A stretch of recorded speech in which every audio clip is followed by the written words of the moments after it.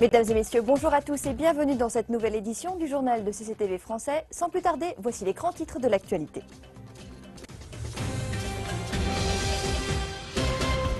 Le président chinois Xi Jinping est attendu mardi prochain au Zimbabwe, la première étape de sa tournée africaine.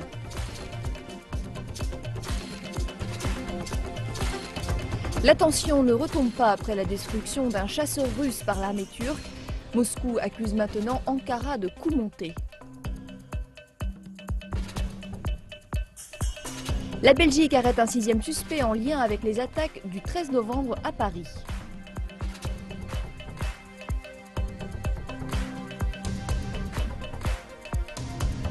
Les expéditions scientifiques dans le glacier Goulia sont une épreuve à plus d'un titre, notamment au niveau du transport de matériel de recherche. Enfin, la Chine et le monde sont en liesse pour l'anniversaire du célèbre panda Basseux, que vous connaissez mieux sous le nom de Pampan.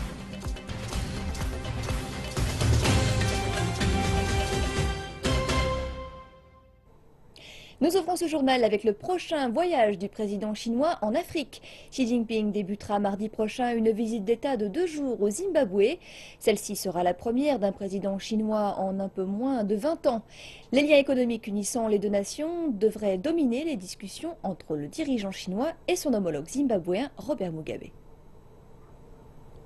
Il y a un peu plus d'un an, le président Robert Mugabe était à Beijing. À cette occasion, plusieurs séries d'accords avaient été signées avec le chef d'État chinois. Ces accords concernent le développement d'infrastructures, les énergies et leur production, la distribution de l'eau ainsi que l'agriculture. Lors de cette nouvelle visite, les accords d'un montant de plusieurs milliards de dollars devraient être finalisés avant leur application. La première chose importante que notre gouvernement, mais aussi la population zimbabwéenne souhaite, c'est la clarification et la finalisation de ce que l'on appelle les gros contrats ou encore les accords de libre-échange, les conventions de prêt. Ces derniers ont été signés entre les entreprises et gouvernements zimbabwéens et chinois. En plus des fonds attribués au développement, le Zimbabwe espère renforcer ses échanges commerciaux avec la Chine, un pays qui est déjà un partenaire commercial majeur. Le Zimbabwe veut aussi accentuer ses liens commerciaux avec la Chine. On note que les données ont augmenté depuis que le Zimbabwe dialogue avec la Chine. Cependant, le Zimbabwe aimerait aussi s'assurer que cette relation profite au Zimbabwe et que les partenaires sont sur un pied d'égalité. Les échanges sino-zimbabwéens ont culminé l'an dernier à 1,2 milliard de dollars, soit plus du double qu'il y a 5 ans. Les principales exportations du Zimbabwe sont le tabac, le coton et le chrome. Le pays du sud de l'Afrique prévoit d'ajouter de la valeur à ses matières premières, une tendance qui se traduirait par l'exportation de produits finis ou semi-finis. Pour y parvenir, il faut faire revivre les industries, un secteur ayant un fort besoin de capitaux. La pénurie de capital est une conséquence de l'interdiction faite au Zimbabwe d'emprunter auprès des marchés internationaux. Les discussions avec le président chinois pourraient évoquer une aide en direction du Zimbabwe et de ses problèmes de manque de liquidité. Ils étudieront la meilleure façon d'avoir recours au crédit chinois, en particulier pour les banques zimbabwéennes. Ces dernières ont grand besoin de crédit. Le gouvernement de Robert Mugabe s'attache à mettre sur pied un ambitieux projet de reprise économique baptisé Zima 7. Celui-ci vise à créer au moins 2 millions d'emplois, à rajeunir les infrastructures et à permettre une croissance économique annuelle d'au moins 5% au cours des 5 prochaines années. Les milliards nécessaires à la mise en place de ce projet pourraient être débloqués lors de la visite du dirigeant chinois. Crise diplomatique à présent, l'armée russe a accusé la Turquie d'avoir planifié à l'avance l'attaque contre son avion en Syrie. Le commandant en chef des forces aériennes russes, le général Viktor Bondarev, a indiqué que l'armée avait fait la preuve que son avion avait été pris en embuscade. Bondarev a déclaré que 10 minutes après le décollage de 2 avions de combat russes d'une base aérienne en Syrie, 2 F-16 turcs étaient entrés dans l'espace aérien de la Syrie et y étaient restés pendant 40 secondes avant de tirer sur l'un des avions russes. Bondarev a indiqué que le pilote du 2e avion russe était témoin de tout cela. Le général a ajouté que l'attaque devait avoir été planifiée puisqu'il faut normalement 46 minutes pour que les avions turcs arrivent à cet endroit. Il a aussi insisté sur le fait que la Turquie n'avait pas donné d'avertissement avant les tirs et que l'enregistrement audio de la Turquie supposé être les communications avec l'avion était un faux. Le vice-premier ministre turc a déclaré en réponse aux allégations de Bandarev que l'incident n'avait pas été intentionnel ni délibéré. Tout d'abord, nous aimerions dire que cet incident n'était pas voulu. Ce n'était pas quelque chose fait de manière intentionnelle ou délibérée. J'aimerais une fois encore dire la tristesse que nous ressentons après un tel incident, comme nous avons exprimé au plus haut niveau du gouvernement avant. Mais la Turquie a les moyens et le pouvoir de protéger ses frontières et sa souveraineté. En Europe, la Belgique a mis en examen un 6e suspect en lien avec les attentats de Paris. Les procureurs ont indiqué que l'homme avait été arrêté à Bruxelles jeudi et qu'il était inculpé de meurtre et de participation aux activités d'une organisation terroriste. Aucun autre détail sur le suspect n'a pour l'instant été révélé. La Belgique poursuit ses investigations après les atrocités du 13 novembre dans la capitale. Les autorités sont encore à la recherche du suspect numéro 1, Salah Abdeslam, dont le frère a été identifié comme l'un des kamikazes responsables des attentats de Paris. Plus de 140 dirigeants du monde entier ont rendez-vous à Paris lundi pour une grande réunion sur le changement climatique. La France a pour l'occasion renforcé la sécurité dans la capitale et aux frontières. Une forte présence des forces de sécurité à l'approche de la conférence sur le climat. 8000 policiers ont été déployés aux frontières françaises pour les 11 jours que va durer la conférence.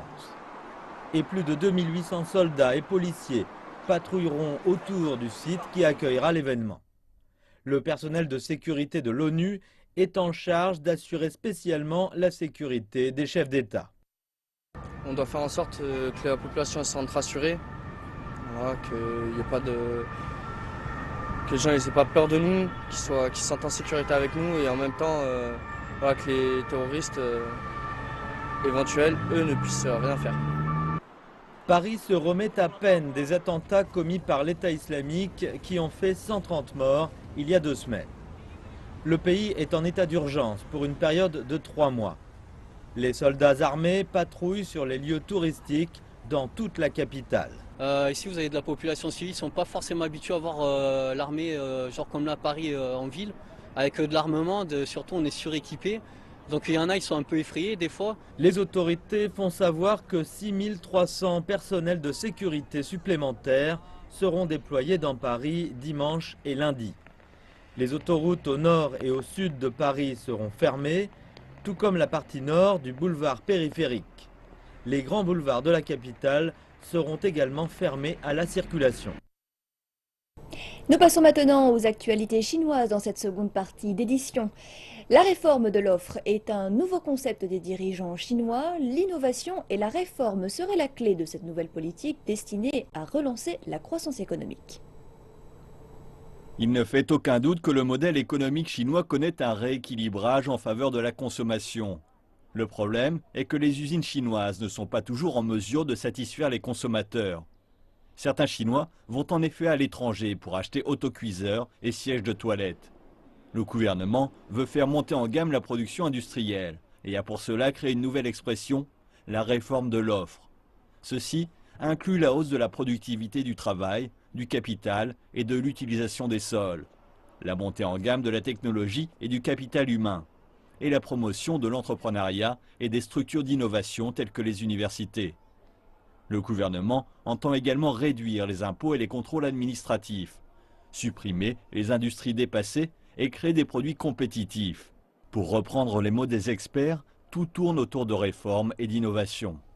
La réforme de l'offre consiste en l'accélération des réformes et l'essence de cela est l'innovation, qui inclut l'innovation technologique et institutionnelle. Nous devons créer un environnement qui nourrisse l'innovation. La théorie économique basique explique qu'il existe 2 phases dans une économie, l'offre et la demande. Si le gouvernement peut stimuler la demande en lançant des projets publics et en encourageant la consommation, ce qu'il a fait par le passé, les économistes expliquent que cela ne peut élever le niveau de production. La réforme de l'offre va accroître l'efficacité et au final les perspectives de croissance des entreprises. En réponse à cela, certains analystes expliquent que les entreprises doivent recourir à l'innovation pour satisfaire les besoins des consommateurs.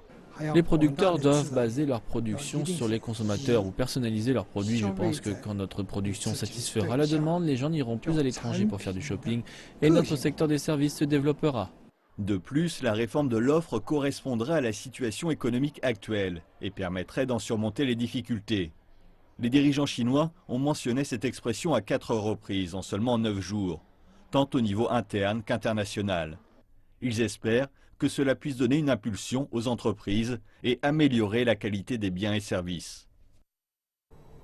Économie toujours. Durant le sommet des PDG de l'APEC à Manille, le président chinois Xi Jinping avait déclaré que les fondamentaux économiques et la trajectoire de long terme de l'économie chinoise demeuraient inchangés.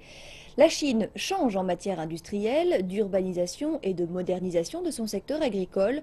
Le boom de l'innovation va prendre la tête de jouer un rôle fondamental dans la croissance économique. Cet écran pliable a été produit par une compagnie technologique de Kunshan dans la province du Jiangsu. Épais de 20 micromètres seulement, il peut être roulé et même porté comme un vêtement. Nous avons investi 120 millions de yuan en recherche et développement sur cet écran pliable. C'est un gros investissement pour nous, mais quand nous avons pensé à son potentiel sur le marché, nous avons décidé de sauter le pas. La forte demande domestique et les opportunités d'affaires sont la raison derrière l'innovation. Les ventes de détail ont totalisé cette année 3 000 milliards de yuan, en augmentation de 10% chaque mois. Tencent Zhongchuan Space est un projet de type incubateur. La compagnie chinoise rassemble des innovateurs et des investisseurs tous les week-ends dans 25 villes du pays. Des plateformes comme Zhongchuan Space n'offrent pas seulement de l'investissement, mais aussi d'autres soutiens comme des bureaux. Nous nous attendons à des ventes dépassant 10 milliards de yuan l'an prochain. Plus de 100 programmes d'innovation ont été introduits cette année. Et l'Internet, les robots et les smartphones sont les principaux champs de bataille pour les startups de haute technologie. Le secteur chinois de l'énergie solaire se développe de manière exponentielle. Des centrales solaires de la province du Hebei tentent désormais de combiner recyclage et agriculture. Les plaines du nord de la Chine subissent une vague de froid d'une intensité jamais vue depuis des années. Cela devrait être un cauchemar pour les éleveurs de porcs, mais Chen Zhengting n'est pas inquiet du tout. Cela car ses porcheries sont chauffées à l'énergie solaire, une énergie qui ne lui coûte rien. Le projet est appelé Soleil Doré et nous l'avons intégré en 2009. Le gouvernement fournit des financements pour la centrale solaire et en retour nous vendons l'électricité à un tarif préférentiel pendant 20 ans. Plutôt que d'utiliser une chaudière pour se chauffer, ces panneaux solaires placés sur le toit de la porcherie fournissent une électricité de base aux fermes et villages voisins. L'électricité produite par la centrale approvisionne en moyenne une centaine de foyers par mois. On peut faire pousser toutes sortes de choses entre les panneaux, choux chinois, pommes de terre, voire même herbes médicinales. La production représente 70 à 80% de celle des terres normales. Nous testons différents types de cultures ainsi que de dispositions des panneaux solaires. L'objectif étant d'optimiser la disposition et la hauteur des panneaux solaires en fonction du type de culture. La production est correcte grâce au type de terre de ce champ. Les élevages de porcs et les agriculteurs connaissent quelques ratés, mais ceux-ci sont compensés par les revenus générés par la vente d'électricité. Continuons à présent notre série sur l'expédition du glacier Goulia. Pour obtenir des carottes de glace, les scientifiques doivent transporter de l'équipement et de l'approvisionnement depuis le campement vers le point de forage. Aujourd'hui, s'adapter à 5700 mètres d'altitude est déjà une épreuve, encore plus que de transporter des tonnes d'équipement. Voyons tout de suite les défis qui attendent les scientifiques et comment ils vont y faire face. Rester ou partir, c'est le docteur Rodrigo qui va en juger. Il teste les niveaux d'oxygène et le rythme cardiaque de tout le monde chaque matin pour voir s'ils peuvent continuer à travailler dans l'expédition. Il faut 3 jours pour s'adapter. Nous sommes en fait au 3e jour, donc ça va mieux. Les gens dorment plus.